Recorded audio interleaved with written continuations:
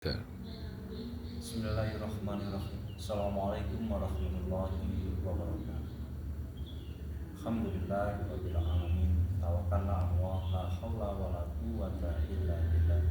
Asyhadu an la ilaha illallah wa asyhadu anna Muhammadar Rasulullah. Allahumma shalli ala sayyidina Muhammad wa ala alihi wa ashabihi wa ala kulli ajmain. Alhamdulillahirabbil alamin. Alhamdulillahirabbil alamin. Hari ini kita diberikan nikmatan oleh Allah berupa kesehatan, nikmatan Islam, nikmatan iman. Maka patut kita syukuri dengan Alhamdulillah. Ucapan syukur yang harus kita ucapkan setiap hari untuk mensyukuri apa-apa yang telah diberikan oleh Allah kepada kita semua. Hadirin yang berbahagia, kita sebagai seorang hamba Allah dimanapun berada, kita harus mempunyai visi misi untuk lebih baik dan lebih baik. Apalagi kita sebagai seorang hamba Allah dan ini sebagai remaja masjid, bagaimana kita cara memakmurkan masjid, meramaikan masjid agar orang-orang ikut sama-sama dalam beribadah serta nyaman kalau beribadah di dalam masjid kita, sesuai dengan surat At-Taubah ayat 18. A'udzubillahi minasyaitonirrajim. Bismillahirrahmanirrahim. Innama ya'muru masajidallahi man amana billahi wal yaumil akhir. Sesungguhnya orang-orang yang memakmurkan masjid, semua apapun sampai itu, bisa takmir, bisa remaja masjid, yang memakmurkan masjid itu siapa? Orang yang beriman. Orang yang beriman kepada siapa? Kepada Allah. Man amana billahi, beriman kepada Allah. Wal yaumil akhir, pada iman juga kepada hari akhir. Ini bermakna apa? Kalau mau memakmurkan masjid, jangan hanya memakmurkan masjidnya saja, tapi kita harus berpikir ke depan, yaumil akhir, bagaimana akhirnya ini, akhirnya itu. Harus kita berpikir secara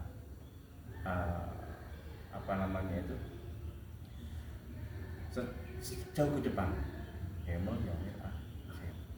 Wa aqamas sholata, bagaimana kita mendirikan sholat itu. Wa ada zakata, bagaimana kita memakmurkan masjid dengan berzakat. Walam yakhsha, gak usah takut, gak usah takut. Ilallah, kecuali Allah. Fa'asa ulaika ayyakunu minal muhtadin. Maka mereka itulah orang-orang yang mendapatkan petunjuk. Ayat ini kalau kita secara rata-rata mengatakan seperti itu, tapi kalau kita jabarkan lebih jauh lagi, bahwasanya masjid itu adalah tempat bersujud. Masjid tempat itu mengabdi.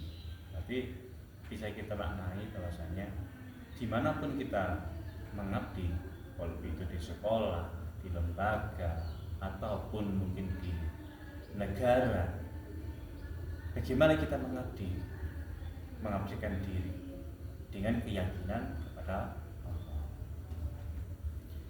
Kalau kita mengabdi, berarti kita harus mempunyai goal masa depan, yaumil akhir.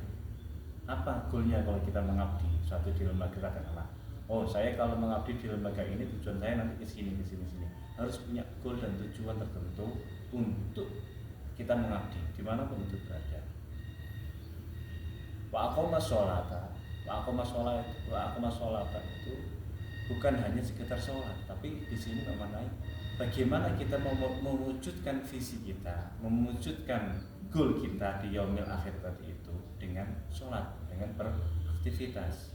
Wa ata zakata, zakat ini kan merupakan uang, berarti juga kalau bukan hanya kita beraktivitas, tapi juga mengeluarkan budget anggaran untuk mencapai tujuan kita nantinya.